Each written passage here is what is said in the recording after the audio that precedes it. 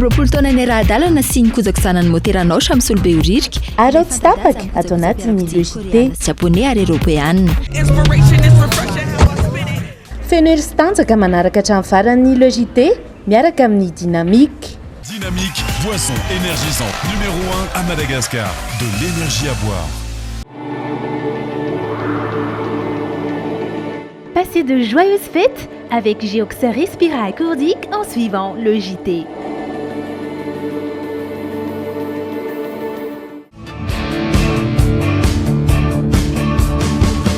Suivez le JT tous les soirs et profitez de la fête des jouets dans tous les magasins bébés à bord.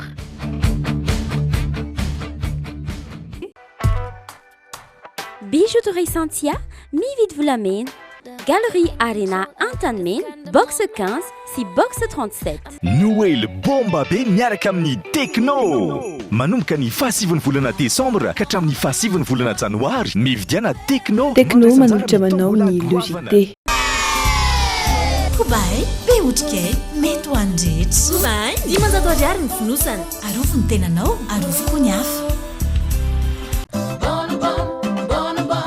Bonobon vous présente le JT. Bonobon est un biscuit croustillant recouvert de pâte de cacahuète enrobé d'un fin chocolat. Bonobon rempli d'émotions. Bonobon. Volo malefaka, mangirana, tsy vakivaky ary tsy mihintsana.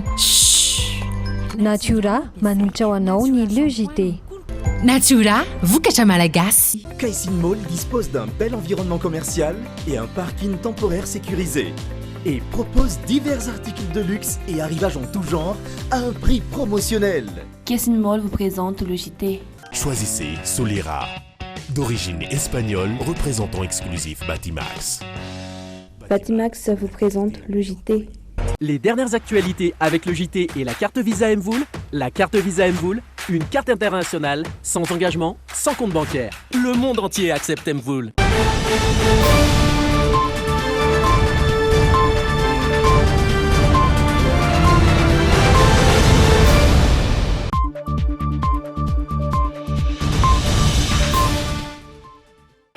Dia ankafaliana trano ny arabana sy tsidiana ny tokantrano amin'izao takariva ny zoma 20 ny volana desambra 2024 izao ary miara-banao ihany koa tonga soa ato anatin'ny fampalam-baovao manasanao hatra hijery izany hatramin'ny farany aloha izany aloha dia andeha ho atsidika avy hatrany ireo vaovao ho atolotra amin'ity androany ity.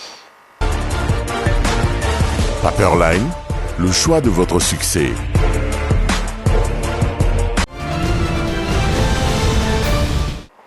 Ny farana ny fivoriana ireo antenimera rotonta mandrafitra ny fahefanam-panao lalàna fitaom-pivoriana farany izany ho an'ny eny Anosikely satria dia fivoriana farany andraisan'ireo lola amperinasa anjara ao akatokin'izao fahataperany fitaom-piasan'izy ireo izao. Tsy namaly ny fangatahany ben'ny tanàna ny ministry ny rano Androany mahakasika ny fangatahana ny hitantanana ny Samva ahafahany mandray ny andraikitra feno amin'ny fanadiovana ny tanàna. CSB 2020 vaovao no kasaina apetraka eto andrenivohitra raha ny vinavina ny ministera ny fahasalamam-bahoaka efa tomboka ny asa ho an'ny CSB 2 eny Soavimasoandro. Nanomboka androany kosa ny hetsika ara-kolontsaina Egio Show izay tanterahana eny amin'ny plaza eny Ampeflo maro isan-karazany ireo fanentanana varotra fampiratiana hita mandritra izay hetsika izay ary mbola hitoy ihany koa ny rampitso. Ireo no vaovao isan'ny arahanao hidiry antsika avy hatrany ny alahiny. Mpianatra tsy aizaina no mahay zava-baovao isan'andro. Premier Plus, mihatsara hatrany ho an'ny fahombiazanao. Premier Plus, dans la vie, il y a les premiers et il y a les autres.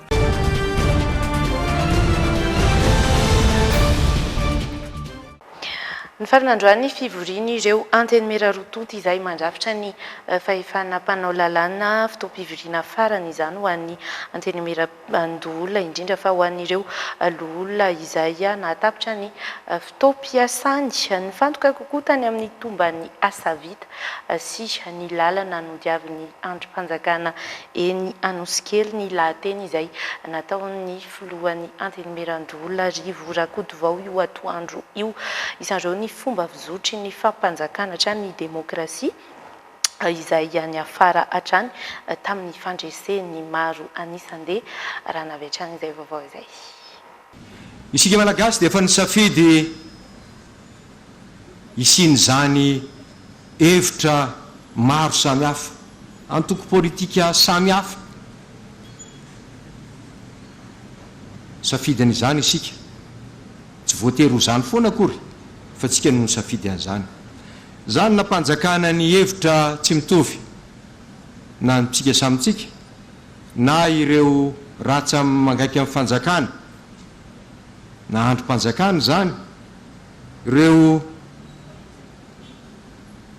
olona samihafa any amin'ny sehatry ny fiarahamonina any amin'ny sehatry ny ara ekonomika dia niady hevitra mitanjona tokony anefa dia fampandrosoana ny firenentsika ka reo fanakianana reo tsy fitovizan-kevitra zay tsy maintsy mifarana foana amin'ny fampandaniana ny hevitry ny maro anisa zay koa mampademokraty mampalapan'ny demokrasia atsika satria na inona hevitro na inona hevitra ao dia ny maro anisa ihany manana ny teny farany nefa ny maro anisa koa tsy atao anao kely tsy mamindro an'ireo vitsanisa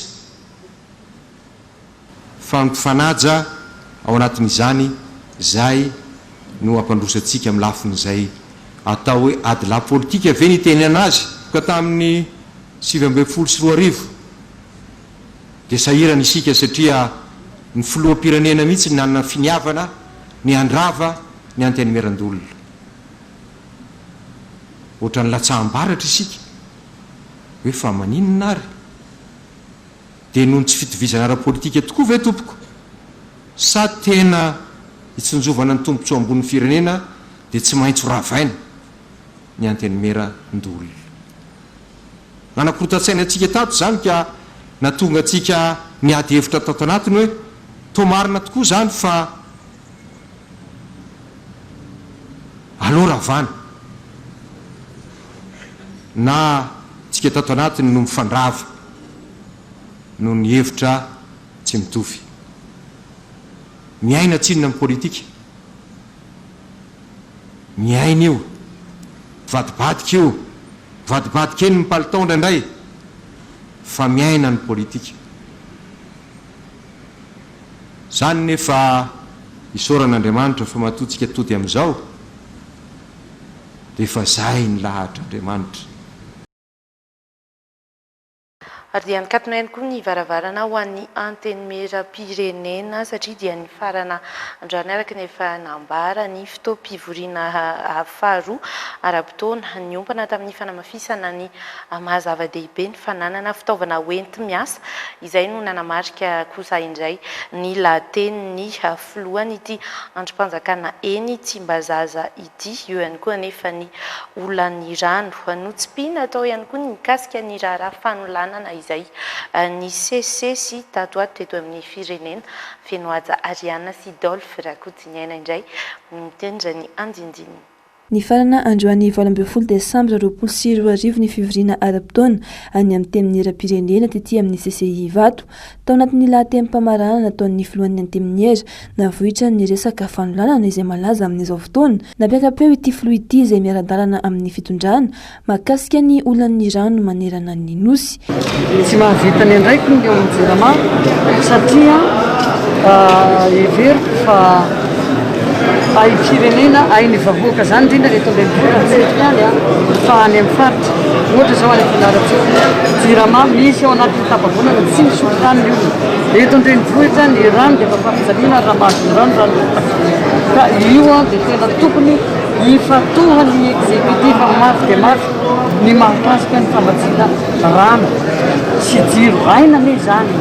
No mafisina tao anatin'ity andro fanity ihany koa ny fanirian'ireo solombam-bahoaka amin'ny fahazona fitaovana hoenti-miasa tsy ny izany fa ny fiara tsy mataho-dalana. Izahay solombam-bahoaka ny olon-kendry ary ireo zao misy betsaka na ny société civile dia fantatray fa tsy mazoto izy mba hananany député an'izany fitaovana zany fa misy namany ny député manainga anareo mba hanao tournée miaraka aminay dia ho vitanareo zany filanay an'izany fitaovana mba hary fomba zany alefanay miasanay ka zahay dia milaza fa ny député ho tendry miandry ampiton'iny izy a rehefa teneniny ray aman-dreny lehibe koa tenin'olon-dehibe fa hoe tsy atao ambany-javatra ny fitaovanareo député. Toy ny mahazatra tsy ireo solombavambahoaka rehetra no tonga nanotrona izao famarana izao, tsy hita tetỳ an-toerana ireo solombavambahoaka avy amin'ny antoko-mpanohitra. Ny vony fanadiovana ny tanàna eto Andrenivohitra tsy namaly mivantana ny fangatahany ben'ny tanàna ny misy rano androany raha nantaniana mikasika ny fangatahany commune hitantana ny Samva ahafahana mandray andraikitra feno eo amin'ny fanadiovana ny tanàna. Iaraha manadio ny tanàna raha ny fanazavany avy eo anivon'ny ministeran'ny rano ary manana anjara biriky mikasika izany indrindra na ny avy eo anivon'ny commune Antananarivo renivohitra na ihany ny Samva. Ny laza kosa ny Samva fa dia hiara isalahy amin'ny fiadidinan'ny tanàna izy ireo amin'ny fiantohana ny fahadiovan'ny tanàna mialohany izao fiatrehana ny fety izao mpiadina Razafindramanina sy Rivinirina Tekaleo. Adio ny tanàna mialohan'ny fety hoy ny Samva ity faran'izay tompon'andraikitra voalohany amin'ity fanesorana ny fako raha ny nambariny ministry ny rano androany. Tsy afa-miala amin'izay ihany koa nefa ny commune Antananarivo renivohitra satria miantoka ny fahadiovan'ny tanàna ny fanalana ny fako. Eo andalana ny ataoko hoe araky ny statuan'ny Samva dia sous l'autorité de la commune urbaine d'Antananarivo ny Samva. Ao anatin'ny conseil d'administration dia misy ny ministère rehetra ary ny tutelle financière dia ny ministère ny finance sy ny économie et finance. Ny tutelle technique indray dia ministère telo izay misahana ny tutelle technique ny Samva dia ny ministère ny décentralisation, ny aménagement des territoires ary ministère en charge ny assainissement. Izay ilay tutelle anankitelo. Raha milaza nareo hoe fa ela ny fako dia ny tanàna ny resaka assainissement fa ny rehefa mendala ny fananova arak'izay izay tao anatin'ny tsisy ministère niditra tao anatin'ny fitantanany Samva izany fa nisy ny conseil d'administration izay ny ben'ny tanàna no ao anatin'izay conseil d'administration izay eo andalana izahay no mijery ny fanatsarana foana izay mahatsara n'izay fitantanana izay mba ho autonome ao anatin'izay ny fitantanana ary miaraka tanteraka amin'ny commune urbaine Antananarivo izay zavatra izay. Tsy mbola nilaza mazava mahakasika ny fangatahany ben'ny tanàna ny hanomezana azy ny fahefana hitantana ny Samva ny ministry ny rano androany. Nanamafy kosa ny efisy fa samy tompon'andraikitra amin'izay na ny commune Antananarivo renivohitra na ny Samva efa misy ihany koa ny fijerena ny fandrindrana andraikitra amin'ny fanadiovana ny tanàna amin'izao fotoana izao. Efa nisy izao tamin'ny alahady lasa teo ny opération coup de poing nanalana ny fako teny Isotry ny fandrimbina ny ministry ny rano sy ny commune Antananarivo renivohitra ary ny Samva. Efa mandeha ilay zavatra fa izy indray aloha zany tsy hoe eo dia eo foana no atao fa misy toerana maromaro zany alana dia rehefa tsy eo amin'ilay toerana zany zay dia tsy hitan'ny olona miasa eo fa any amin'ilay toerana nandananay dia mba mahazo fankasitrahana koa zay amin'ilay olona misaotra fa afaka ilay fako. Tsy maintsy rofina daholo aloha izy eo fa tsy afaka havahana eny amin'ny point de collecte. Ny any Andralanitra koa tsy mbola afaka manavaka tsika. Tsara be raha ohatra ka efa ao anatin'ny saitsika sady manavaka ny fako hatrany tokantrano dia mba moramora kokoa rehefa avy eo fitiretena azy tsirairay isan'isany. Nahazo fitaovana avy amin'ny JICA ny Samva androany ampiasaina hanadiovana ny tanàna mialohan'ny fety. Dia andeha avy hatrany isika hiditra ao anatin'ny vaovao manaraka rehefa avy nanaraka andreny faingo ireny. Paperline, le choix de votre succès.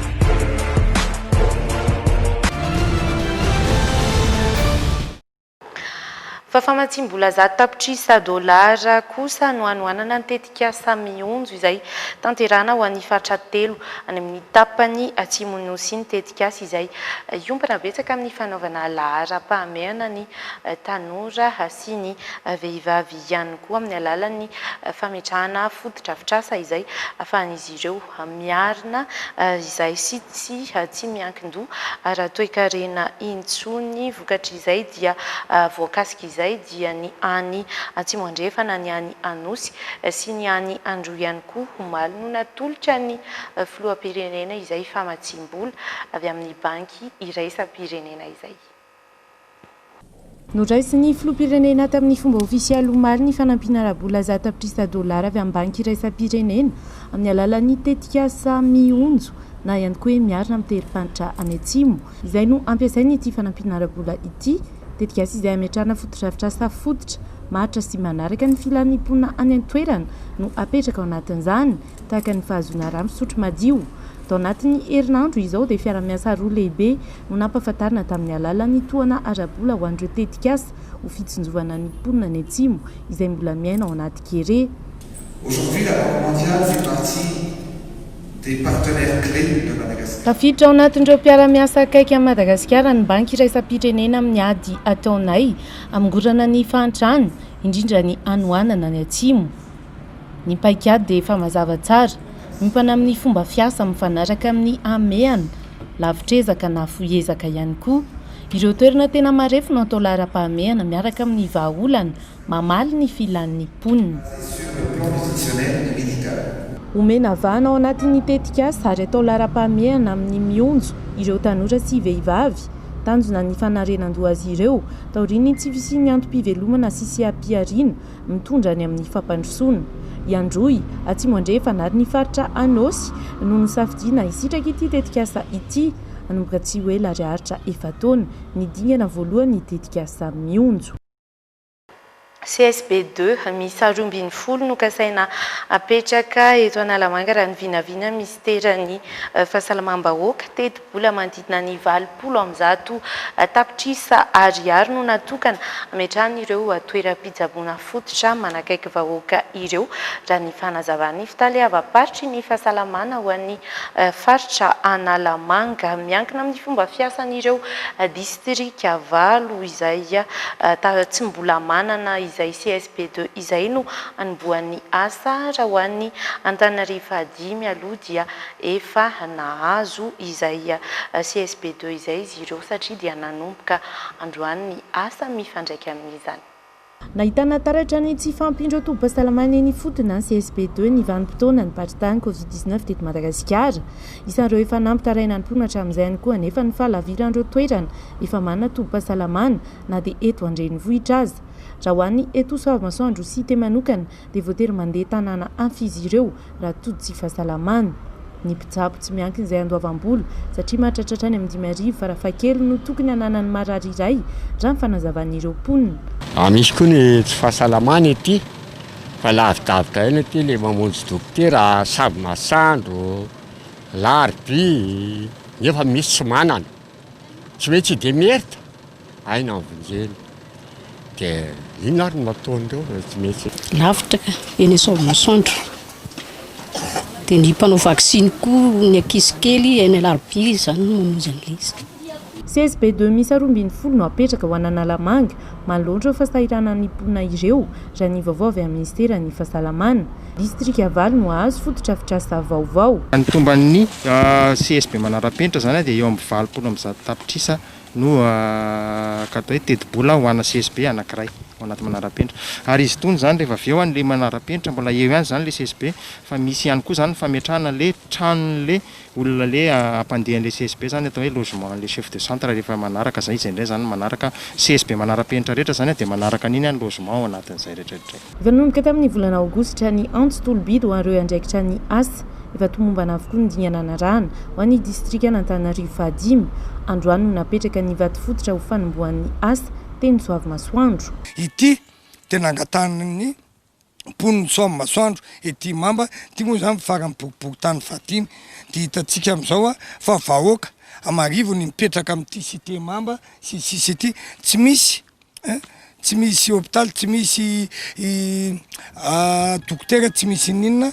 nefa dia tena nisany be mponina indrindra dia namaly tany amin'izay ny fanjakana. Ty koa no manambara amin'ny rehetra zany fa nareny jiko taty reny ary dia nanay député ihany koa niara niasa tamin'ny tompona andraikitra mpiara-mombonantoka nisy ny jiko taty mamba reny tany rehetrarehetra reny misy trano hoe efa saika tsy hita daholo reny fa tsy sakalatsy amin'ny vahiny fa nisany aty an'izay koa zay. Tao anatin'ny roa herinandro izao dia mihazakazaka ny fanomezana fotodrafitrasa vaovao raha ho an'Antananarivo Adia manokana. Ankoatr'ity CSP2 manara-penitra ity dia efa tafapetraka ihany koa ny fitoerana miady amin'ny herisetra eny Manjakaray. Tsy misy afaka hanova ny tantara hoy ny fikambanana Mamoaela antony anohizan'izy ireo ny hetsika fampahafantarana ny tantara malagasy anabeazana ny tanora fa aneo ihany koa ny mazava-dehibe ny tantara malagasy raha ny tanjona. Manomboka androany ny fampiratiana ataon'izy ireo mikasika ny ranavalina fahatelo eny amin'ny zaridaina n'Antaninarenina. Andeha arahana ary ny tsara ho fantatra sy ireo rehetra mahaliana manodidina izay eo amin'ny sary izay entiny Stéphane Rakotomalala sy Piardine Razafin-Dramanana. Mbola vitsy no mahalala fa i ranavalina fahatelo no mpanjaka farany teto Madagasikara. Niavaka ny fomba fiainana na ny fitantanany ny fanjakany no natao amin'ny lampantsoina hoe tsara hafatra izy. Tao ihany koa nanambarana fa tsy maintsy hiala eto Madagasikara izy ary azo ny nosy La Réunion. Narodan'ny Frantsay ho La Pure Valasy izy. Ao anatin'izay tantara izay betsaka no mahafantatra hoe ranavalina fahatelo mpanjaka farany teto Madagasikara fa tsy dia fantatry ny olona loatra hoe ohatry ny ahoana ny fahazazany ny fahatanorany tamin'izy teo amin'ny fanjakana dia izay no hoe zahanay ampitaina ampahafantarina ny olona zany hoe ohatry ny ahoana zany ranavalina fahatelo zany ny fiainany iray manontolo mihitsy tamin'izy hatramin'ny voateraka ka hatramin'izy lasa tsistany hatramin'ny nitondrana ny taolam-balon'olo teto Madagasikara. Samy nahatsapa ny mahazava-dehibe ny tantara ny tsirairay. Tantara izay tsy tokony hisy anova ho ny olom-pirenena satria vakoka maizy azy ny firenena. Fa ny ankevitry maro manoloana ny fikasan'ny fitondrana ankehitriny anovatrany ny tantara sy ny vakoka malagasy. Sarobidy zany tantarany mipetraka foana. Tsy tokony hovaina ny tantara fa dia avela zao ihany. No ferana ho tantaram-piainan-dranavalina fahatelo ihany no nampirantiana tato amin'ny zaridaina n'Antaninarenina. Isy ny hetsika manaraka ilazana ny mahakasika ireo. Dia hianoka tanteraka ao anatin'ireo karazana hetsika ara-kolotsaina sy ara-barotra ihany koa ny vaovao manomboka eto. Isaina no mahazava-baovao isan'andro. Premier Plus, mihatsara hatrany ho an'ny fahombiazanao. Premier Plus, dans la vie, il y a les premiers et il y a les autres. Ndotosaina androany ny fety fankalazana ny farantaona ho an'ny sekoly Child Institute izay eny Imerina Voany mandray mpianatra 3 volana hatramin'ny 12 taona raha ny sekoly izay manaraka ny raha fampianarana frantsay dia ny 2 taona mpianatra dia ampianarina ihany koa ny teny anglisy fanampanazavana anatin'ity fanadiadiana manaraka ity. Tonga nanotrona ireo mpianatra teto amin'ny Child Institute Imerina Voany ireo ray aman-dren'ny mpianatra. Nanao fampisehoana ireo mpianatra entina hanamarina ny fetin'ny Noely sy ny faran'ny taona.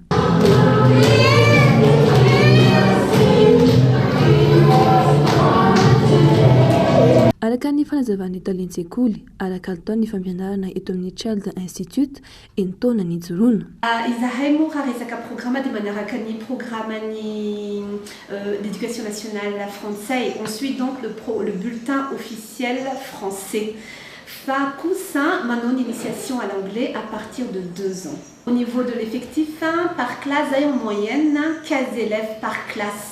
Dans une classe est composée de maîtresses d'école plus ADSEM. Ramis Zazami, la spécificité de suivi des mamechek Kazayan AESH Manarakan des Az. Mirary dia mirary ny saram-pianarana etsy ankilany, voafetra araka izany ny isan'ny mpianatra isan-kilasy. Ankoatran'ny fianarana dia maro ireo fandaharana asa arahin'ny mpianatra ato amin'ny Child Institute. Ny activité anay moa zany dia en interne des piscine, danse, musique, relaxation, jardinage, de tout ce qui est activité manuelle. Alors à Tom Child zany misy crèche maternelle et primaire, c'est-à-dire mamjen qui est à partir de 3 mois jusqu'à 10-11 ans. Nos frais de scolarité varient entre, on va dire, dans les grands maximum, nous sommes à 200 000 ariards en moyenne. Voilà. Ni crèche des yoamni 100 000 ariards en moyenne mensualité. Malalaka ny fotodrafitrasa afaka ivalampadan'ny mpianatra tsara. Nanomboka androany kosa ny hetsika ara-kolontsaina Egiosho izay atao eny amin'ny plaza Ampeflo maro tamin'ireo mpitsidika izay tafaresaka tamin'ny fenoaja Ariana sy Dolphe Rakotiniaina ny teny antoerana no niandry fatratra n'izay hetsika izay fotoana izay natao ionana ihany koa sy fampizarana amin'ny samy mpankafy mitombo isa-taona ihany koa raha ireo mpitsidika ity hetsika izay miompana sy hanomezana vana ireo mpankafy kolontsaina aziatika eto amintsika ity maro isan-karazany ireo fanentanana varotra sy fampiratiana izay hita mandritra ny hetsika mbola itoy raha mpitso raha ny Egiosho manokana. Fenoaja Ariana eo amin'ny sarin'ny Stéphane Rakotomalala. Tahaka izao ny korana hita taty amin'ny hetsika Egiosho andian'ny fahasivy andro voalohany maro dia maro ireo trano efa tonga nanome fahafampo ireo mpitiny kolontsaina aziatika sy ireo mpitsidika maro samihafa. Isan'izany ny Egiosho. Tena hoe afapo izahay mpikarakara na ny avy ao amin'ny Egiosho na ihany koa izahay ao amin'ny Egiosho izay hoe mivarotra artikla miavaka dia miavaka momba ny kolontsaina aziatika ny K-pop sy manga io tena hoe nafinaritra tena nandeha tokoa ny varotra tamin'ity androany ity fa dia agasany isika rehetra izay nanjifa ary ireo izay mbola hanjifa ihany koa raha ampitso ety amin'ny plaza Ampeflo ety dia mbola ahitana ho avy marobe fa mbola marobe ireo artikla izay efa nizarana taminareo tamin'ny karazana fandarana tetỳ amin'ny fahitalavitra tetỳ dia mbola ao avokoa ireo artikla rehetra ireo mbola miandranareo raha mpitso sabotsy manomboka amin'ny 7 maraina hatrany ny fotoanantsika tsara raha hoe tonga aloha dia amin'izay mahita ny seho rehetra mitranga atao amin'ny Egiosho toy ianareo dia mahazo an'ireo artikla izay hoe tena tianareo ao amin'ny Egiosho izay ny Egiosho moa dia hitantsika ao amin'ny stand numéro 21 sy 22 izany hoe vao miditra ao plaza dia mitodika miankavy dia ery amin'ny tohatra ery misy an'izay Egiosho izay moa dia mivarotra artikla momba ny manga sy K-pop ary tena hoe miavaka dia miavaka ny artikla aminay satria dia authentique avokoa ireo rehetra ireo. Anisan'ny nampiavaka ny Egiosho ny langage corner ahafahan'ireo mpitsidika miresaka miteny teny koreana amin'ny teratany koreana iarahana amin'ny Tsingo de la Corée na ireo namany Korea Atsimo miara-miasa amin'ny masoivo. Nisy ihany koa ny fanehoana ny aiady mampiavaka ireo firenena aziatika tamin'ity andro voalohany ity. Ie afapo izay mandehandeha fotsiny mitseritsiry. Inona no tena tianareo amin'izany aty zany? PDP zany anaty aty ino moa dia concert ty zao amin'ny live dia live moa zany sa concert tsy haiko fa dia izy moa zany le rock no tena nandehanako taty fa mafapo mbola iviana raha pitsy. Ie mpankafy an'ilay izy satria vao nahita ilay izy voalohany dia tiako ilay izy. Ny concours song cover sy ny danse cover dia J-pop sy J-rock. Ny entana misy ato aminay dia izay resaka zavatra kawaii izay mafatifaty misy nounours ato aminay misy ohatran-karazana figurine kely misy porte-clés sakafo kely mafatifaty kely drimokatraka koa efa mahazatra efa teo foana dia manentana rehetrarehetra ho tonga aty aminay aty amin'ny Egiosho. Etsy ankilany notontosaina tao amin'ny efitra malaky ny plaza Ampefilo ireo fifaninanankira J-pop sy J-rock fa ihany koa ny lalao famarana ny dance cover sy song cover K-pop feno dia feno ny fandaharam-potoana. Dia araka ny eritreretina loatra tsy arakaraka ny hoe nazomany andro fa tena maro nareo no namaly ny antso maro ireo fianakaviana ny ankizy kely tanora ny ray aman-dreny izay tonga nitsidika tatina ny Egiosho dia mbola mahasantsika foana ho avy raha mpitso satria dia mbola misy ihany ireo zavatra marobe ho atolotra ianareo ireo fifaninanana marobe mbola isy ihany koa ary varotra sy fampiratiana moa izany dia mbola hita tsara ty mihitsy maro ireo trano efa izay azonao isafidianana tsara dia rapitso ihany koa ny fizarana ny loka rapitso ny afantarana ireo mpandresy tamin'ireo karazana fifaninanana. Misokatra amin'ny 7 maraina ny vavahady ary midy amin'ny 10 arivo. 3 ariary ny vidim-pidirana tsy maintsy arahina mandritra ny hetsika iray manontolo kosa ny fepetra ara-pahasalamana. Amin'izao akaiky fety izao ihany koa dia hanome fahafapoanao ny salon de beauté Goldie Beauty izay efa matianina amin'ny fikarakarana ny vatana iray manontolo, ny volo, ny tarehy, ny endrika amam-bika amin'ny vidiny mirary. Ary ao tahaka izao indray ny tolotra izay omena izy ireo. Ety Ankoraotra no ahitana ny Goldie Beauty, toeram-pikarakarana vatana. Ankoatra ny tarehy sy ny volo dia azo ny anjarany ihany koa ato amin'ny salon Goldie Beauty ny fanaingona ny hoho-tanana sy ny tongotra rehefa mahakasika ny fikolokoloana ny vatana. Zay ato amin'ny Goldie Beauty zany dia mikarakara ny taovolo na lehilahy na vehivavy, manao soin-tanana, tongotra, manao resaka rehetra momba ny onglerie, manao ihany koa zay mametaka tissage, manao extension cils, manao mametaka perruque, manao maquillage, rehetrarehetra momba ny beauté zany ataonay daholo. Anao izay mahafapo anao ny Goldie Beauty ety Ankoraotra indrindra amin'izao fety izao, amin'ilay tsara kalitao ny fitaovana ampiasana amin'ny fikarakarana ny volo nefa amin'ny vidiny mirary. Ny sandany zany dia atonao amin'ny besiny maro ny sandany fanaovana beauté ato aminay.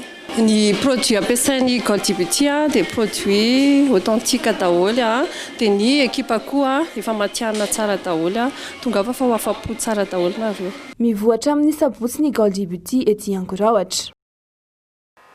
Anomboka amin'ny 20 Desambra ho avy izao ny hetsika arabaritra foire fouille de Noël izay karakaraina eny amin'ny plaza Ampeflo sy eny amin'ny Palais des Sports Mahamasina ihany koa.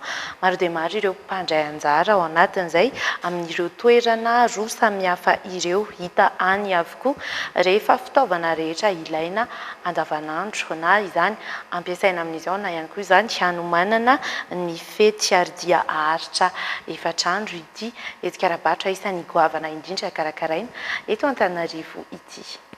Ampiavaka ny hetsika arabaritra foire fouille de Noël amin'ity andia manaraka ity ny fanatanterahana izany amina toerana roa samihafa anakaikaizana kokoa ny mpanjifa ary ny mpitsidika. Eny amin'ny plaza Ampeflo sy Palais des Sports Mahamasina omena vana ny fanomanana ny fetin'ny Noël sy ny faran'ny taona na izany aza dia isy ireo kojakoja ilaina ho azo ampiasaina mandavan-taona ihany koa nefa. Andro roa sisa no andrasana dia tonga ny hetsika foire fouille de Noël izay karakarainay Canal 7 Events. Efa vombona avokoa na ny mpandray anjara na izay mpikarakara andray anareo mpitsidika amin'io efatrandro be io ary toerana anankiroa be izao ihany koa no anatanterahina ny hetsika ety amin'ny plaza Ampeflo sy eny amin'ny Palais des Sports Mahamasina. Raha toka hoe ety amin'ny plaza Ampeflo ianareo no tonga hijery dia karazana entana maro ny ety sy ety amin'ny plaza Ampeflo irery ihany nefa no ahitana an'izay karazana entana maro izay fa eny amin'ny Palais des Sports ihany koa. Raha toka hoe ety amin'ny plaza Ampeflo ianareo no mieritreritra ho avy indrindra fa ho an'ireo mpijery sinema, izany hoe vidim-biana sinema iray ianareo dia afaka mitsofoka ao amin'ny foire fouille de Noël. Tsy voatery hoe mandohan'ilay vidim-pidirana 2 arivo ariary izany nareo izay vao manana accès amin'ny foire fouille de Noël, fa rehefa mijery sinema ato amin'ny plaza Ampeflo ianareo dia afa manana accès direct amin'ny hetsika foire fouille de Noël. Eny amin'ny Palais des Sports Mahamasina ihany koa moa zany dia misy karazana stand maro ary misy ihany koa toeram-pisakafoana eny. Fihenam-bidy sy tolotra isan-karazany no miandry ny mpanjifa ary tsy fidianana salan-taona na lehilahy na vehivavy ny tolotra rehetra izay nomanina ho azy ireo. Amin'ny alatsinainy hatramin'ny alakamisy izany ny fotoana, tokana ny vidim-pidirana eny amin'ny plaza sy eny amin'ny Palais des Sports dia 2 arivo ariary monja. Ato amin'ny box 3 ety amin'ny Colisée Ampasanimalo no ahitana ity hetsika iray ity. Mpampiranty maro mahakasika ny fikojakojana ny endrika amam-bika no tazana ety an-toerana. Misy ihany koa ireo entana natioraly, mirary dia mirary ny entana toy ny eto amin'ny Diorel Touch. Ny ety amin'ilay Colisée ato amin'ny box numéro 3 ahitanareo resaka kosmetika ny ato.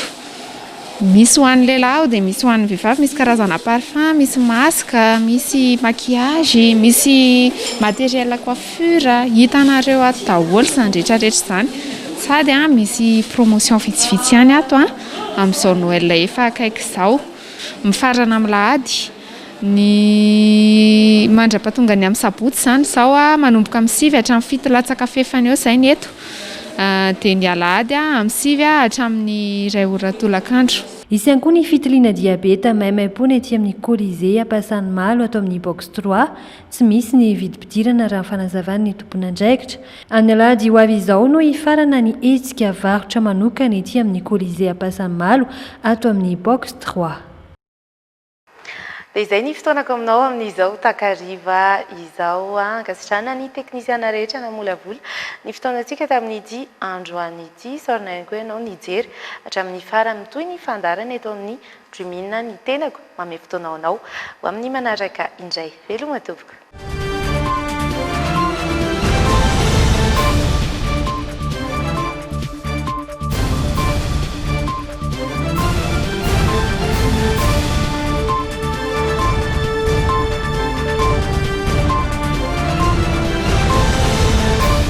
Les dernières actualités avec le JT et la carte Visa Mvoul. La carte Visa Mvoul, une carte internationale, sans engagement, sans compte bancaire. Le monde entier accepte Mvoul.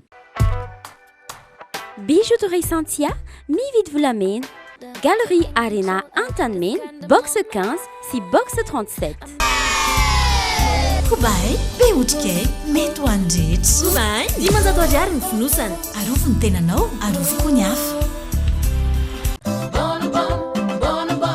Bonobon vous présente le JT. Bonobon est un biscuit croustillant recouvert de pâte de cacahuète enrobé d'un fin chocolat. Bonobon, rempli d'émotions. Bonobon. Volo malefaka, mangirana, tsy vakivaky ary tsy mihintsana. Natura manolotra ho anao ny le JT.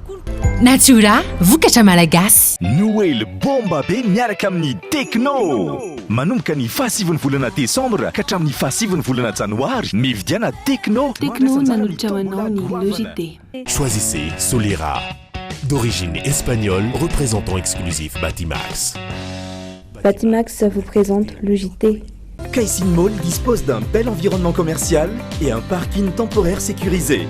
Et propose divers articles de luxe et arrivages en tout genre à un prix promotionnel. Caixin Mall vous a présenté le JT. Feno ery sy tanjaka manaraka hatramin'ny farany le JT miaraka amin'ny Dynamique. Dynamique, boisson énergisante numéro 1 à Madagascar. De l'énergie à boire.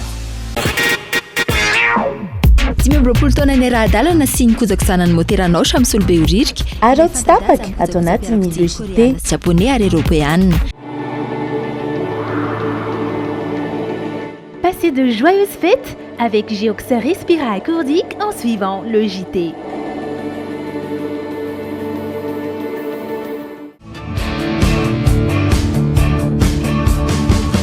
Suivez le JT tous les soirs et profitez de la fête des jouets dans tous les magasins bébés à bord.